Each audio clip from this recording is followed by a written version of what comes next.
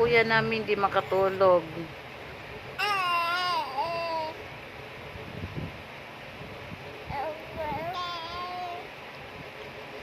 Ang maliit ay nagbagulbol. Lalaro. Ang kuya namin hindi makatulog. Ayan po, ang maliit po. Lalaro.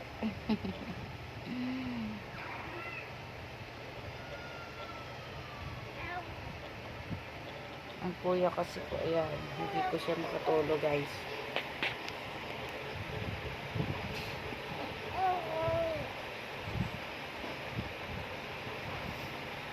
Antok ka na?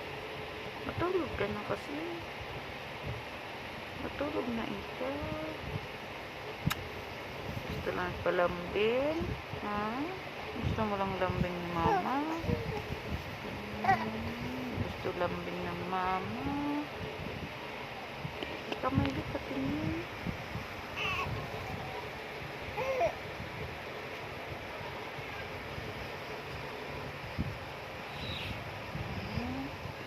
Hindi po siya kasi marunong maglaro.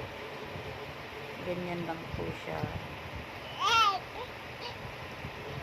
Mabilis po siya maboring.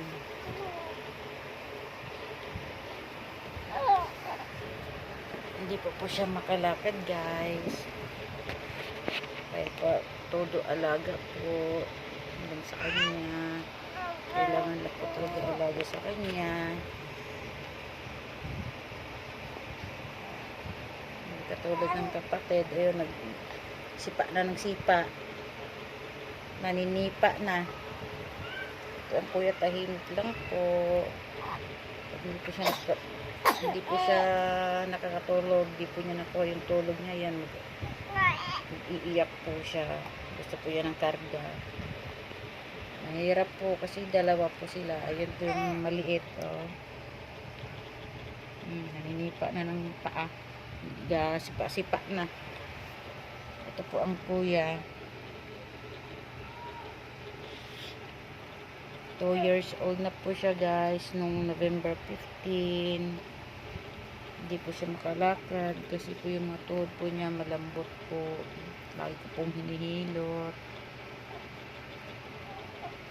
Tsaka pag pinakain po siya ng lugaw, umiiyak po siya. Ayaw niya po. Gusto niya lagi lang gatas.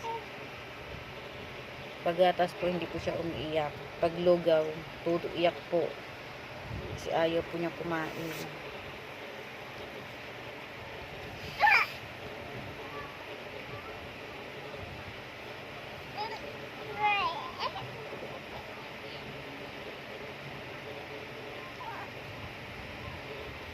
Ganyan po yung kamay niya.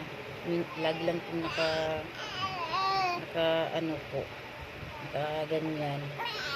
Binubukod po niya pag hinahawakan, ganun. Minamassage ko po. Tapos yung kabila din, ito.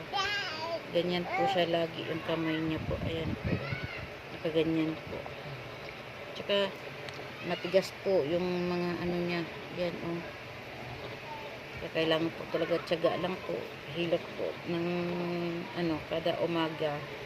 Tsaka yung mga paa niya malambot. Pag hinihilot ko po, nagtutunugan po yung mga buto niya sa tuhod. Tsaka yung pag ini-exercise ko yung kamay niya ganito, matigas po. Katagalan nilalambutan na niya, parang lagi po niyang pinipigilan. Yung dalawa po niyang kamay, ganyan po, matigas. Tapos pag pinatayo ko po siya, mabilis lang po siyang tumayo. Pag katagalan po, nanginginig po yung niya, yung tuhod niya, yung paa. Saka yung kamay, ito po, lagi pong hinilot kasi napakatigas po. Ganyan po. Pag anak ko kasi sa kanya, wala lang po siyang diferensya. Okay po siya. Umabot po ng 2 weeks. Ayun po. Po siya. Nagsuka. dinala namin sa hospital. Wala naman po, okay naman po. Kinabukasan, ayun, ano na po siya, nag-seizure. Mga 3 beses ata yun bago namin dinala sa hospital. Ano kami po, halos isang buwan. Bibing-bibi pa po siya noon. Kaya apektado po yung mga ugat siguro niya, kaya ganun po.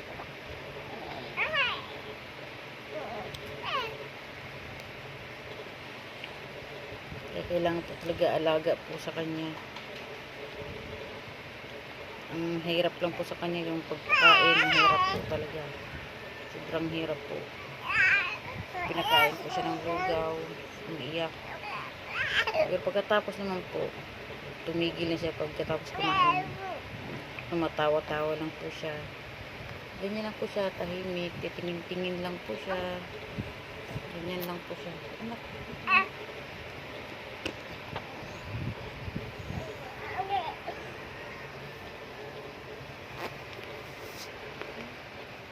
Ganyan lang po.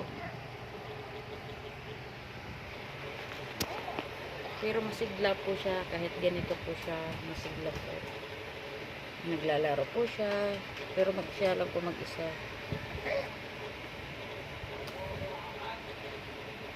Yan po guys. Yan po yakin namin po. Pa-share po ng video namin po.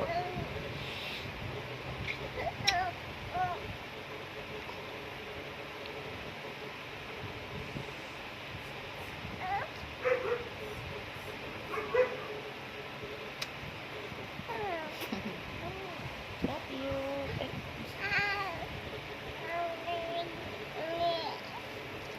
Pa-share po ng video guys.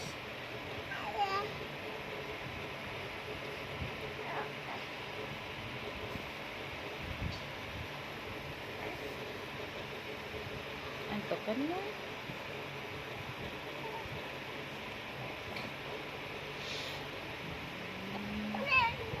Ang maliit. Daldal. Si kuya, tahimik lang si kuya eh. Tsaka ano po siya guys, meron po siyang maintenance po na gamot sa seizure niya. Kasi pag di po siya makainom po, naninigas po siya, tapos tayo siya nanginginig. Lagi po namin natigil ang pag-inom niya po ng gamot kasi hindi po namin afford. Masyado po may kamahalan po kasi yung gamot sa seizure po niya.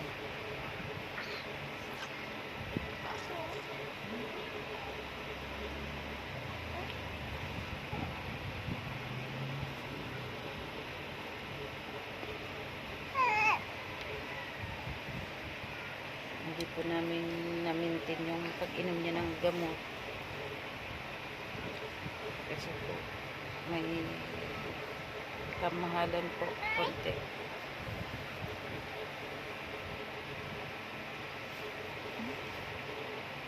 Sige naman, nagbabay na ikaw. Na thank you po.